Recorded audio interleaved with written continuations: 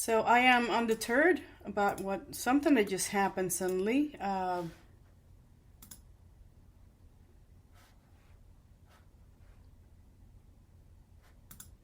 And I was in the middle of recording this podcast, and my system just went down and rebooted itself. It's never done that before. On account, this is a brand new system.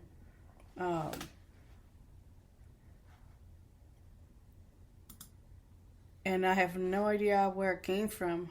And I was getting into a good vibe too, so I may have to split it or upload it separately. And I had a little bit of a meltdown. It wasn't really a meltdown per se. It was more of a what the heck is going on, and why would you shut down the middle of my spiel? But so be it. And so tonight, if you're just joining me, this is In the Pursuit of Joy podcast. It was rudely interrupted by, I don't know, one of my applications. And I have no clue why I did that. It just decided on its own to just completely go off the deep end. And that's interesting, very interesting.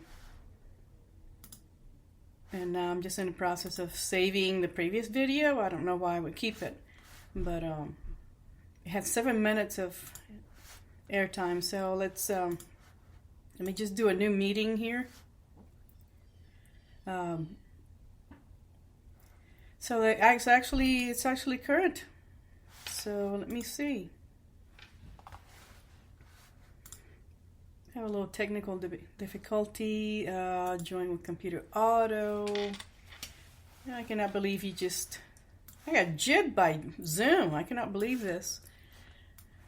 And so this isn't the Pursuit of Joy. If you're just not joining us again, I should split the two recordings and make it into one. I've got tons of time to do this. So I talked about a few weeks ago about addressing not necessarily loss, but if you're in a situation right now where you've lost your job, that's happening a lot. But I'm also seeing a pattern. I'm seeing a pattern of more people just ditching their jobs. Has that happened to you?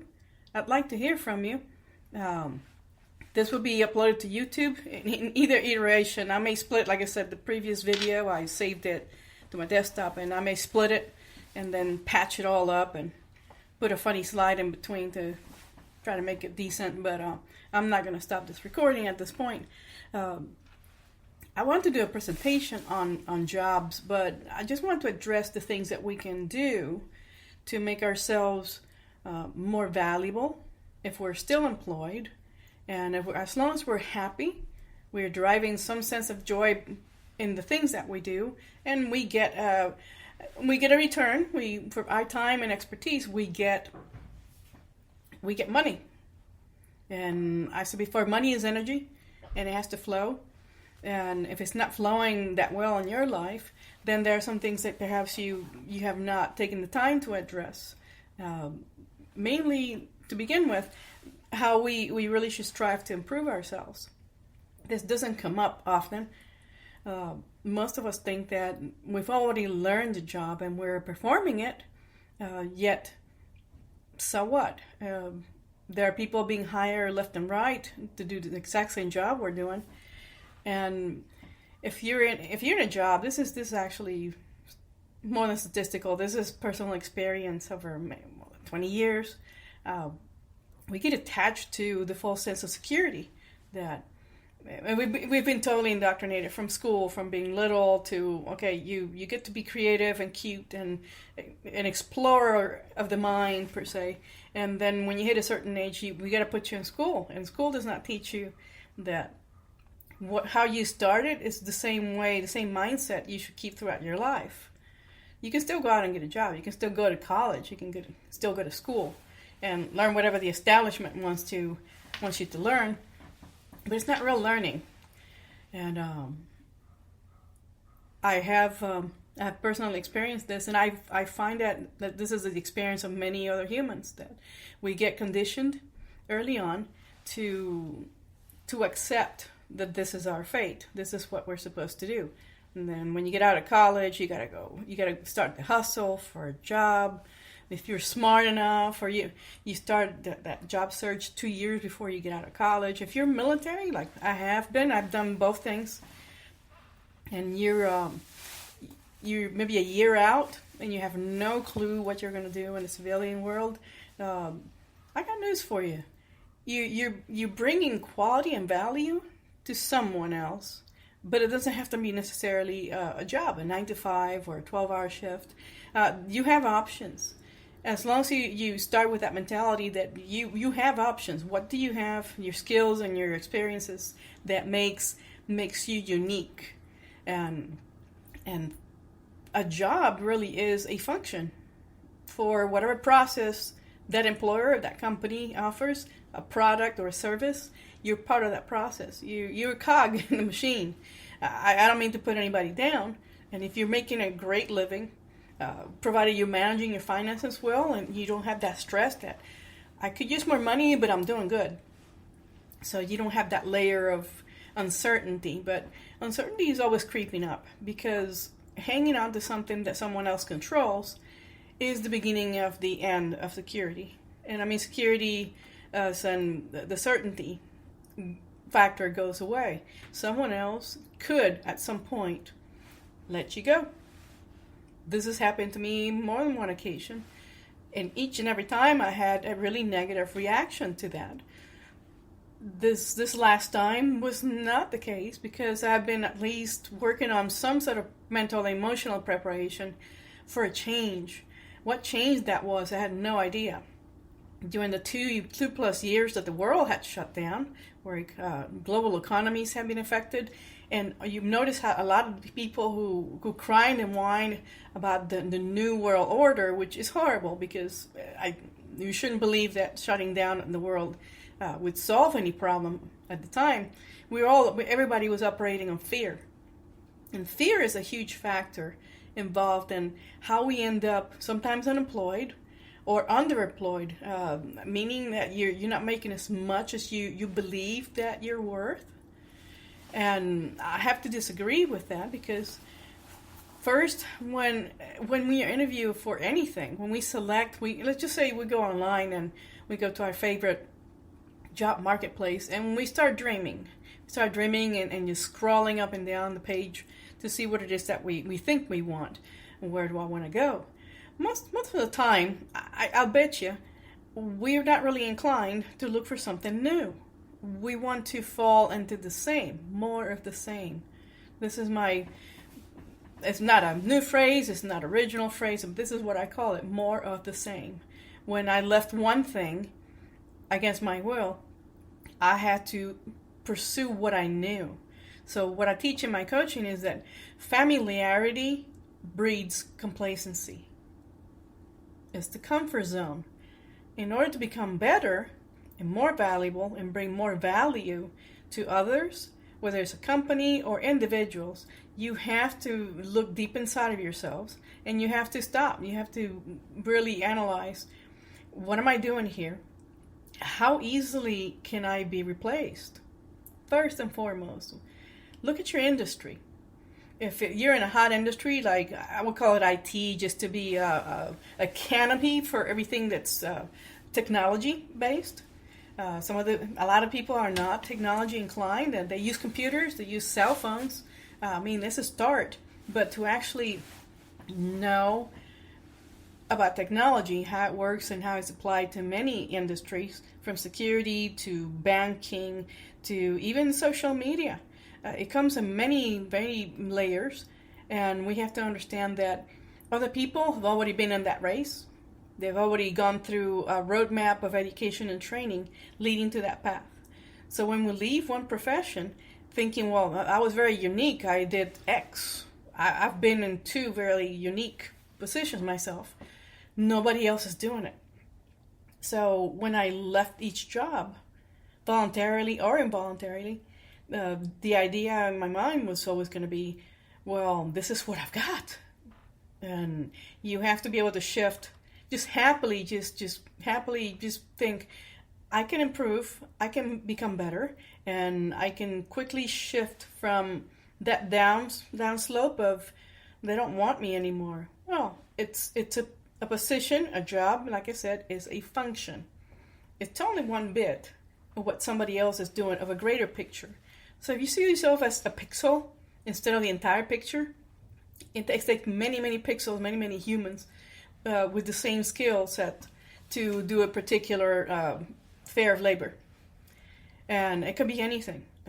There's probably more job security in construction, but then, with economy, when it shifts, there aren't that many people building new homes. So now everybody's kind of shifting into, we're going to buy, homes that are already built or older properties. And if they need development, then we can put money into it. But building, there's still construction work being done right now. But how's it funded? And for how long? That could be seasonal. That could be, like I said, strictly depending on how the economy looks. So it's a seller's market. I recently sold a piece of property a few months ago. I had financial loss. I'll address that later in another podcast. That's going to come with intuition, because I made some key mistakes in that one. But you have to time it. You have to be able to observe very keenly what's going on in the world around you that's going to affect you personally. So when we look for work, and this is for all of you, if you're gainfully employed and you like to kind of hang out or maybe go to cocktail hours like I do sometimes. I'm an introvert, but I like to meet other people whom I call captains of industry. They're definitely highly placed, and I came from a security background, so I like to hang out with people who are successful, and I want to get an opportunity to glean some knowledge from them, advice, or meet other people, and maybe they can direct me into a path of a higher achievement by opening my eyes to other possibilities within that industry. So security could be employed in any industry, yet there are some industries that are so underserved by the security disciplines, because most companies don't even really think, or small businesses don't think about security that much. They think it's the lesser of two evils and so forth. People don't take security very seriously until something happens, where they lose money, possibly life, and also reputation. And it goes down a really nasty rabbit hole. But I'm staying really positive with this podcast tonight, because when we change, we know, we are aware, we're creating awareness from within that is it me?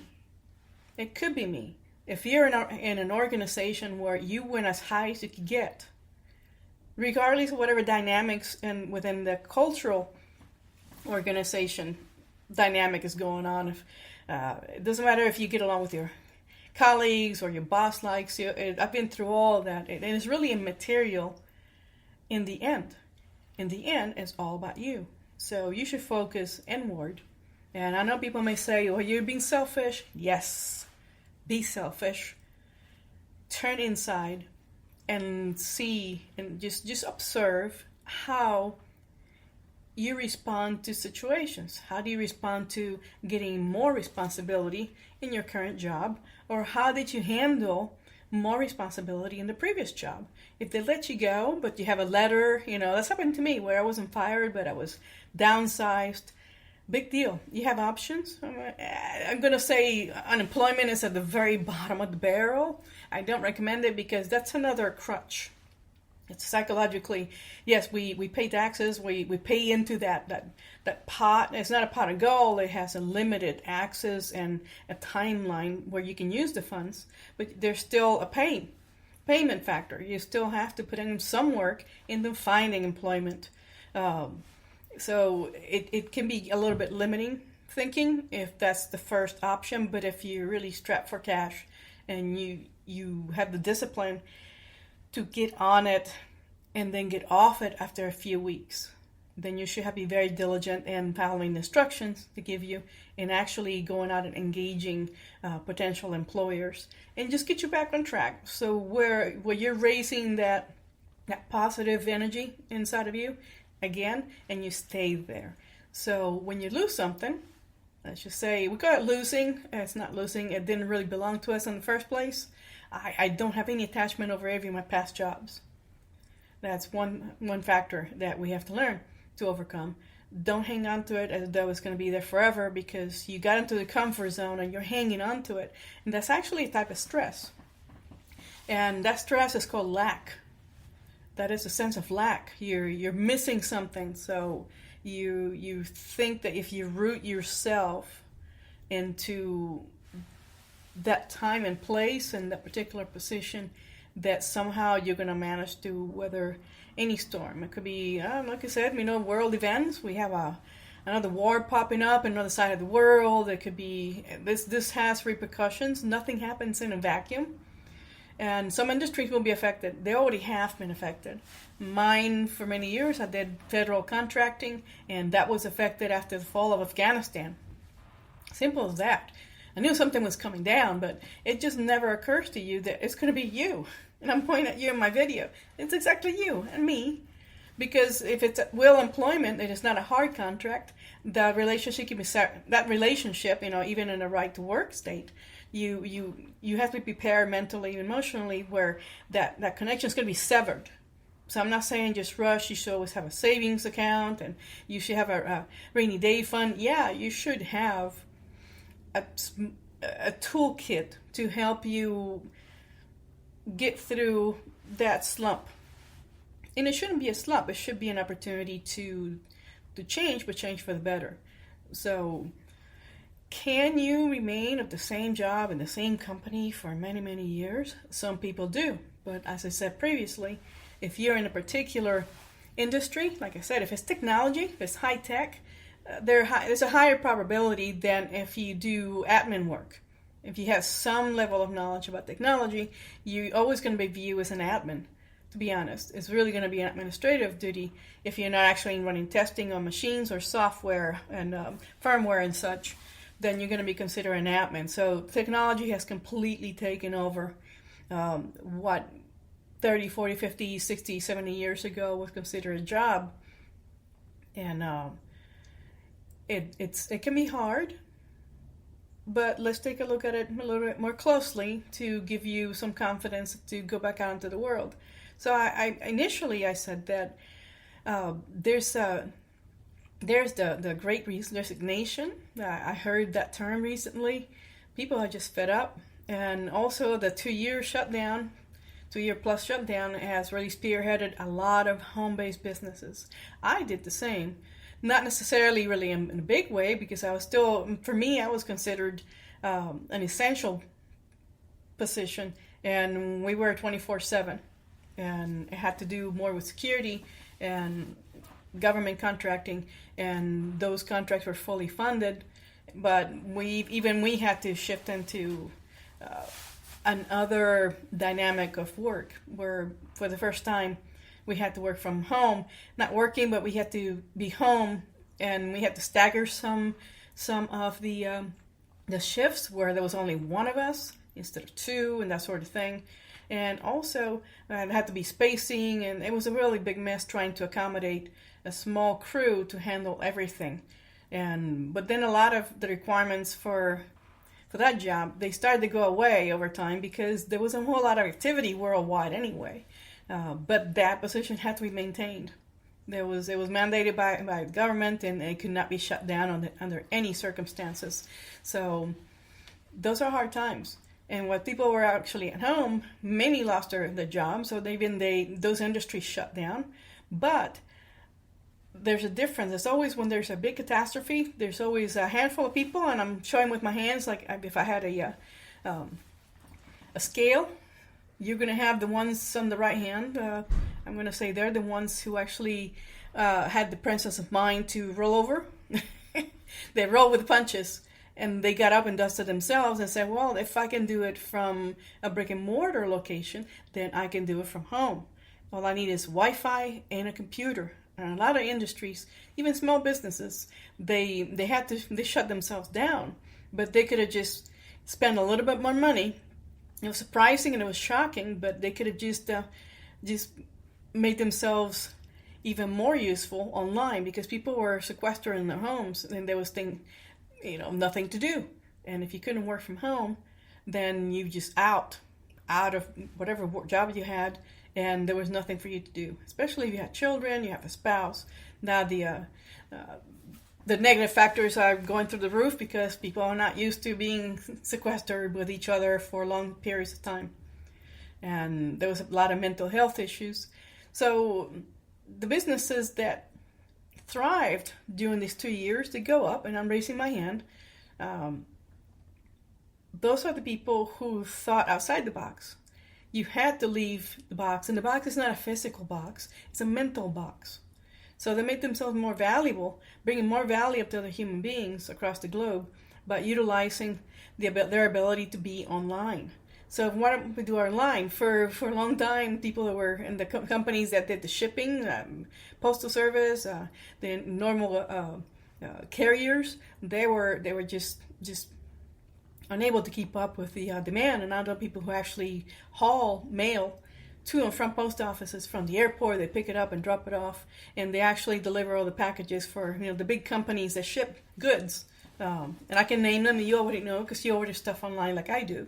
And I started some side ventures myself because I had some more downtime than usual. My gym shut down. That was half my day. I usually be spending in the pool, swimming, or working out. Suddenly I find myself more at home. And even though I had to carry a letter to make sure that if I ever got stopped for some reason, and that was a worst case scenario, I had a phone number for police to actually call. And that, like I said, this is a doomsday scenario. We were actually given letters to carry in our cars with us at all times in case we got stopped. Why are you on the road? It's a pretty scary situation. And we had to explain, look, I'm essential personnel. It doesn't make me more special. It just makes me that we were the people who were actually more likely to be exposed to other things. That's another story for another day. But so some of us thought outside the box, the mental box. That box had to be unlocked because how do you bring in money? How do you bring in success? How do you survive when you're stuck in one place? So a lot of people started in home businesses. They started to do arts and crafts. And a lot of businesses were spearheaded from these activities. So it went up to the roof, shipping, buying stuff online, and then the capacity just came to the point where some of the merchants I used to deal with, they would send emails to every customer explaining, look, we're doing this by hand. It's quality control, and there are people who are scared to come into work. They have to deal with the dynamics. People who are just not wanting to work. People who are just scared for their lives. So a lot of stuff going on in the background. So some of us have to be more patient. I was not very patient. I admit to that because the creativity was opening up and I had an opportunity to be creative. And for that reason, that energy had to be expressed in some way. So I started 2 businesses, not big or anything. I started to make handcrafted products. I taught myself how to make perfume from scratch. That took a lot of research and a lot of blowing up things in my kitchen. Not necessarily in a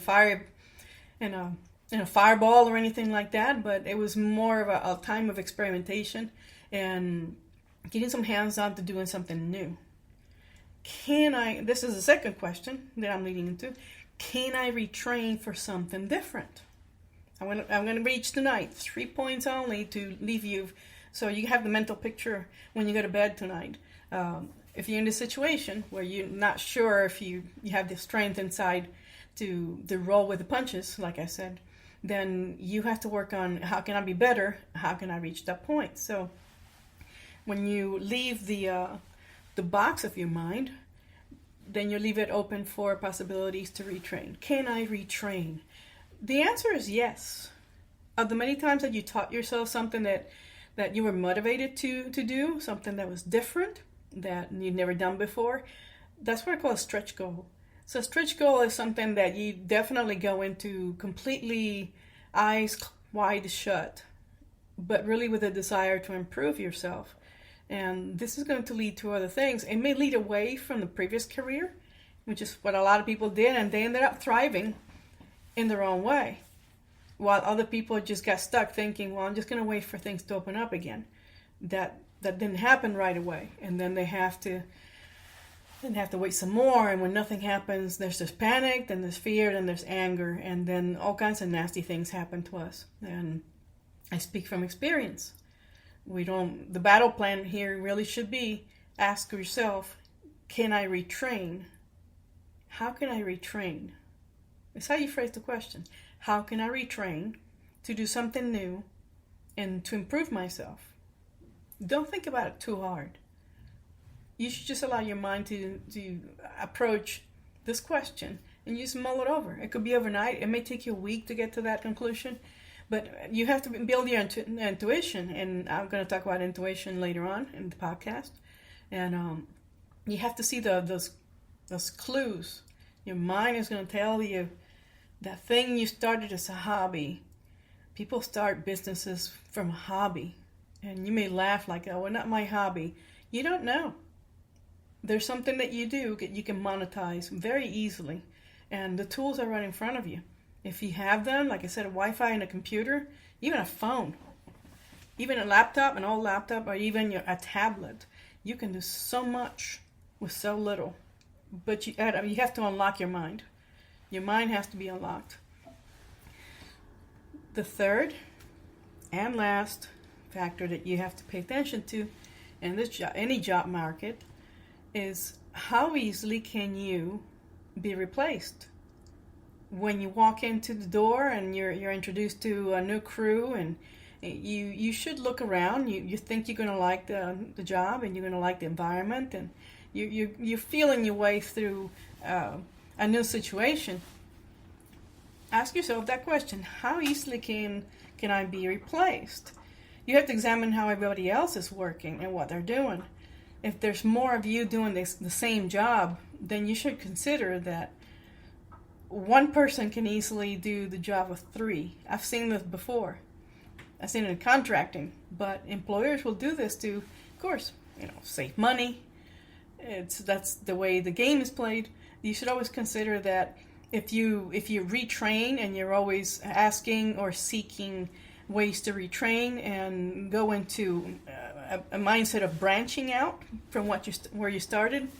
And if you see that there is potential for growth within that organization, you should always be seeking more. So a good sign to watch out for when you go into any new job, like you just said, oh, thank God, I just got a new job and I was so worried.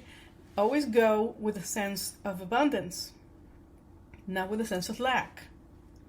When you approach any job, leaving is the worst feeling, but if you're feeling like you're thankful for the experience, if you learned something and you can bring it to another position, this should be your mindset. So I want to leave you with these ideas to mull over as you go to sleep tonight. I know I start at 8 p.m., so it's usually prime time, so I appreciate you listening to my podcast or watching me on YouTube. Rather than watching TV and the news and getting all stressed about what goes on around you. The things that you can control are all locked in within your own minds. So this is where I want you to start doing your own work. But how easily can you be replaced?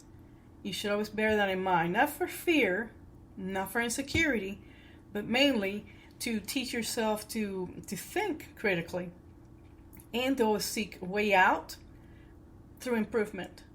And when you improve, employers will see that you bring in more value. And then we can go into the different layers of how are you going to compensate my value, and how long can I bring you value for, and can I bring this value to a certain extent, and then if I hit a roof, a ceiling, and I can't go higher, can I take this value and take it to somebody else? And then that's how you're learning to roll with it versus just getting hit with a 2x4 to the back of the head. Where do I go from here? Examine quickly without being depressed, without being upset. Okay, what could I have done better? You cannot fix the past. I've talked about the past. I will keep talking about the past. Don't time travel. Don't go back. You work on today and now. You live in the now, then you're much happier. And you're projecting for tomorrow. And I teach everybody to bring tomorrow to today. This is how you do it. I just talked to someone before I wrap this up for this evening. I don't want to keep anything beyond the 35 minutes tops. I talked to a friend at a big networking event for veterans in DC. And this is where everybody goes by titles. You know, who do you work for? What do you do? People don't care about you necessarily. They just want to be impressed with how impressed you are with your own job title. That's a topic for another evening. But a friend, someone I've known for a few years, and this person just said, "I'm just so miserable. Switch jobs." I'm not gonna say the agency. I'm not gonna say what type of job, but it's something that has to do with numbers. And a lot of people, they go into these jobs, you know, thinking maybe it'll bring more money. I should add a fourth factor. Don't chase money. Chase happiness. You should chase the joy of what you're going to do and how you're going to develop yourself. Money comes, you will attract money. I promise you. You will attract money. But it also has to come from within. And this person is at a crossroads. Like, I'm thoroughly miserable. They really hate it. They just sound exhausted. And I don't know how long this person has been working at this job, but first thing I asked them was, have you learned anything? Are you learning anything? And he says, yeah, lots. So you can take a lot from that. It's an unsavory situation, whatever is going on that makes that person hate the particular job. But you have to always maintain a sense of abundance, always maintain the gratitude. You're getting paid, you can still train, you can still learn something new, and the world is wide open. No one is holding you. And don't wait for someone to drop you off at the stop, someplace where you don't want to be. And if that happens to you, then you'll be even better suited at that point to handle the change and then seek success through your own effort. So you got 3 points, and I added a fourth bonus point. Don't approach anything you do without stopping first and being grateful. Just express it, think it to yourself, say I'm happy and grateful that I have a job and I don't like it, but I'm learning something I can take someplace else. Once you start seeing that you have an open door someplace, you have an escape route. You can shift gears anytime. You never know. You may be the one who severs that relationship with that employer, and you're the one who actually conveys your own value. So you don't have to scratch your way to the top. You're already at the top. You should always come to every day you start with a sense of gratitude at what you have. And this is going to carry you through in everything you do in your life. So I've touched on 3 points that I want to talk about. I want to do a presentation. I have a PowerPoint and a movie, but given the strangeness of why the computer shut down tonight, I'm not too sure I want to do that. But I think I've covered everything that I wanted to cover. It's just that you have to improve. You also have to see how you can be reach a better point in your company if you're employed. If you're not employed and you decide to leave, I don't want to be too bold to say congratulations, but I'm grateful for people who take the leap. Just let it happen. It's going to lead you someplace. And you know when you leave or you're cut off, there's a lack someplace. It could be their lack. They don't appreciate you because they really don't offer you the room to grow. So they can easily take somebody out of the equation and you can be replaced by another body. And I want to leave you with a thought.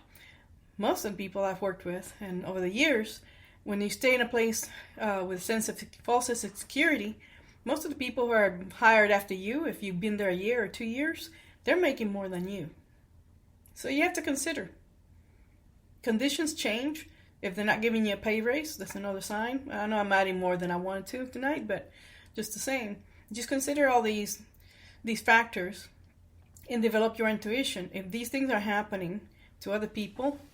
They're new people, and maybe you're training. That's happened to me. I've had to train people, and they're making 15, 20,000 more a year than I did.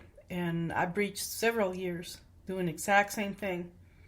So something had to break. Something had to win. And the place was not offering growth.